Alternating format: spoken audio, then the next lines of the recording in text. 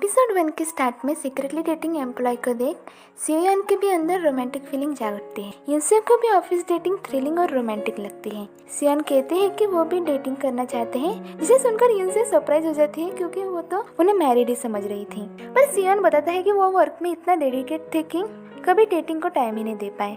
यहाँ युनसो के लिए जंगरुक भी अपना रोमांटिक मोड ऑन कर देता है, पर सीक्रेट डेटिंग करना इतना आसान भी नहीं। युनसो को भी उसका बदला बिहेवियर बहुत सरप्राइजिंग लगता है, पर जंगरुक बताता है कि वो ये इसलिए कर रहा है क्योंकि उसे पसंद है। आज ऑफिस में पैर वाले गिटार बज रहे थे, जहाँ सेक्रेटरी किम की भी ऑनलाइन डेट फिक्स हो जाती है और मिस डॉन के भी दिल में मिस्टर चोई के लिए फीलिंग्स डेवलप होने लगी थी। रात में जंगरुक युनसो को डिसेंट रेस्टोरेंट में डिनर के लिए ले जाता है। युनसो जंगरुक को बताती है कि इससे पहले उसने उसे कभी इतना बोल नहीं देखा, पर जंगरुक कहता है कि ये सब उसके लिए भी नया है, पर उसने ये सब इसलिए किया क्योंकि उसे पसंद है। क्योंकि अब युनसो के वर्क ड्यूरेशन खत्म होने में ज़्यादा टाइम नहीं बचा, इसलिए वो उसके साथ ज़्यादा से ज़्यादा समय स्पेंड करना चाहता है। इस बात से युनसो भी थोड़ा अपसेट हो जाती है। आते वक्त वो जंगरुक को इस वीकेंड पे अपनी फेवरेट मूवी रोवन हॉलिडे देखने के लिए इनवाइट करती है और जंगरुक मान भी जाता है। पर पहली बार युनसो के घर जाने के लिए वो थोड़ा नर्वस था। यहाँ युनसो जंगरुक के आने की खुशी में घर पूरा नीट एंड क्लीन कर देती है, और जब जंगरुक उसके घर आता है तो कहीं ना कहीं दोनों ही नर्वस फील कर रहे थे।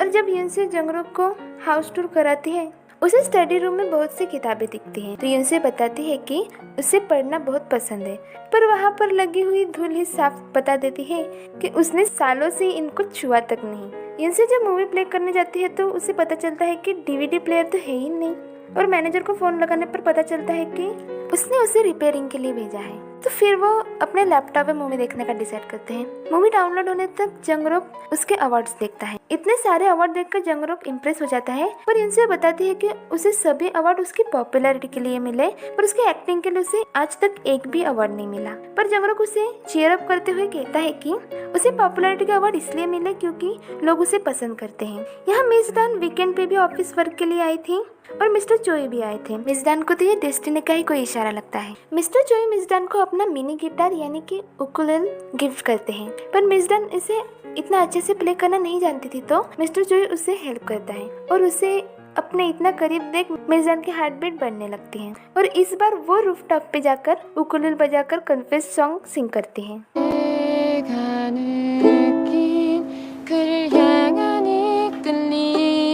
और यहाँ हम मिस डन के मन की दुविधा समझ पाते हैं। यहाँ जंगरुक और युनसो की डिनर डेट चल रही थी। युनसो जंगरुक से सॉरी थी क्योंकि उसने उसे मूवी देखने के लिए बुलाया था, पर वो देख ना सके। पर जंगरुक कहता है कि वो खुश है क्योंकि वो उसके साथ टाइम स्पेंड कर सका। जंगरुक बताता है कि वो उसके घर आने के लिए बहुत नर्वस था, और युनसो की भी सेम हालत थी। वो कहती है कि वो घर आने वाला था, इसलिए उसने न जाने क्या क्या इमेजिन कर लिया था, पर वो भूल गई थी कि वो ये किसके सामने कह रही है। जंगरुक उससे पूछता है कि उसने क्या इमेजिन किया था, और वो कुछ भी एक्सप्लेन करने जाती है उससे पहले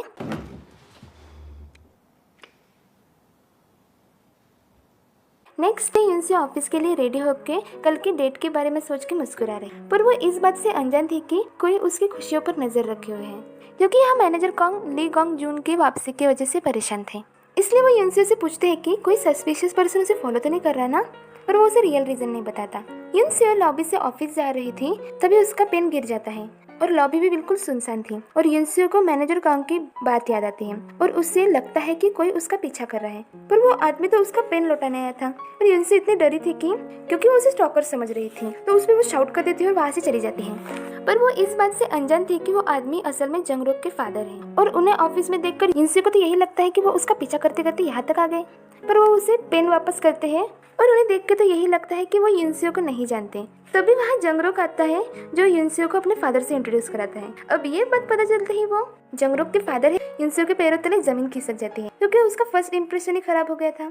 यहाँ ऑफिस में जंगरुक और उसके फादर के बीच कन्वर्सेशन होती है, पर उनकी बातों से तो यही लगता है कि उन दोनों के बीच कुछ खास नहीं बनती, और वो उसके सेक्रेटरी के बिहेवियर से भी नाराज थे। जंगरुक उन्हें यहाँ आने का रीजन पूछता है, तो जंगरुक के फादर गुस्सा होके वहाँ से चले जाते हैं। युनसो तो अपने आप को ही उनके नाराजगी का रीजन समझ रही थी, पर जंगरुक उसे कहता है कि उसे परेशान होने की जरूरत नहीं क्योंकि उनके बीच अक्सर ऐसी नोकझोंक होती रहती है। यहाँ सिवोन भी परेशान था क्योंकि जिस केस को उसकी टीम प्रोसिक्यूट करने वाली थी, उससे पहले उसके बॉस ने वो केस सेटल डाउन कर लिया था। सिवोन उन पर गुस्सा होता है क्योंकि वो जानता था कि वो किस गलत तरीके से अपनी पावर्स को यूज कर रहे हैं। यहाँ जंगरुक को उसकी मदर का कॉल आता है और वो उसके फादर के आने का असली रीजन बताती है कि उसके फादर ने डिप्टी मेयर के मिस अप्रोप्रिएट फंड रिवील कर दिए, इसलिए उन्हें गैर कानूनी तरीके से सस्पेंड कर दिया। जंगरुक जानता था कि उसके फादर एक सेल्फ रिस्पेक्टेड पर्सन है और कितनी ही बड़ी परेशानी क्यों ना आ जाए पर वो किसी के भी सामने अपना सिर नहीं झुकाएंगे।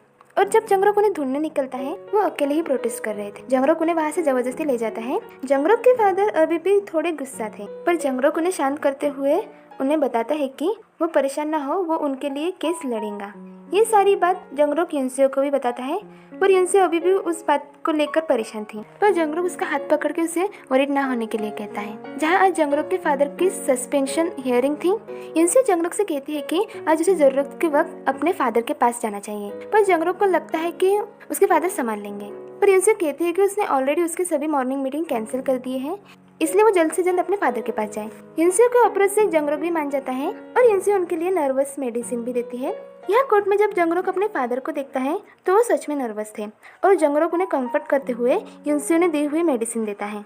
कोर्ट हियरिंग के बाद जंगरुक युनसेओ को कॉल लगा के बताता है कि उसके फादर का सस्पेंशन कंफर्म हो चुका है और उसे लॉ सूट के लिए डॉक्यूमेंट प्रिपेयर करने के लिए कहता है। और जंगरुक युनसेओ से बहुत ज़्यादा थैंकफुल था उसे यहाँ भेजने के लिए और वो मेडिसिन भी देने के लिए। और यह सारी बात जंगरुक के फादर भी सुन लेते हैं जिससे वो भी खुश हो जाते हैं। यहाँ सिवोन ने भी उस केस पर गिव अप ना करने की ठान ली थी, फिर भी वो डाउन फील कर रहा था। और सिवोन की परेशानी देख यूरिम उसे कॉफी ऑफर करती है। सिवोन उसे हक करने के लिए पूछते हुए उसे कहता है कि 나 지금 네가 날 위로 좀 해줬으면 하는데. यूरिम भी उसकी परेशानी समझ पाती है और उसे हक कर लेती है। यहाँ जंगरुक अपने फादर के केस के डॉक्यूमेंट प्रिपेयर कर रहा था और वह युनसेओ से कहता है कि पहले उसे यही लग रहा था कि उसके फादर ने फर्ज क्रिएट कर दिया और उसे लगता है कि जो गलत है उसे कोर्ट में प्रूफ करना भी ज़्यादा ज़रूरी है। जंगरुक के दिल में अपने फादर के लिए रिस्पेक्ट और ज़्यादा बढ़ गई थी और वो कोर्ट में ऐसी दलील पेश करता है जिससे उसके फादर को जस्टिस मिल जाए। फिर जंगरुक अपने फादर को लंच पे चलने के लिए कहता है और वह युनसेओ को भी आने को कहता है। इससे वो थोड़ा नर्वस जरूर थी पर ये उसके पास ओनली चांस था, इसलिए वो अपने आप को चेयर अप करते हुए लंच के लिए चली जाती है। जंगरुक के फादर की बातें उसकी तरह बोरिंग थी और उनकी बोरिंग कन्वर्सेशन में युनसेओ पक रही थी और ये बात उसके फादर भी नोटिस करते हैं पर युनसेओ डिनाई कर देती है। जंगरुक युनसेओ और उसके फादर के बीच की मिसअंडरस्टैंडिंग दूर करना चाहता था पर जंगरुक की पर्सनैलिटी कोर्ट स्टेटमेंट की तरह ही स्ट्रेट फॉरवर्ड थी और वो उन्हें युनसेओ के फेवर के बारे में और वो सभी कुछ बताता है जिससे उसके फादर की मिसअंडरस्टैंडिंग दूर हो जाए। पर जिस तरह जंगरुक उसे बता रहा था, एम्बैरेसमेंट के मारे युनसेओ उसे रोकने की भी कोशिश करती है पर उसका कुछ फायदा नहीं होता और जंगरुक डायरेक्टली अपने फादर के सामने अपना लव कन्फेस कर देता है और ओ युनसेओ का एज एन उसके गर्लफ्रेंड इंट्रोड्यूस करता है। अब अचानक से हार्ट अटैक आ जाए ऐसा शौक उसके फादर को क्या युनसेओ को भी लगता है। उनके रिएक्शन देख के जंगरुक को यही लगता है कि क्या ये बात इतनी शॉकिंग है, पर उन्हें लगता है कि वो युनसेओ को सच में बहुत पसंद करता है क्योंकि उन्होंने जंगरुक के बिहेवियर में ऐसा चेंज कभी नहीं देखा। यहाँ हम युनसेओ और जंगरुक के फादर के बीच भी बॉन्डिंग अच्छी होते हुए देख पाते हैं। यहाँ युनसेओ और जंगरुक कॉफ़ी के लिए जाते हैं।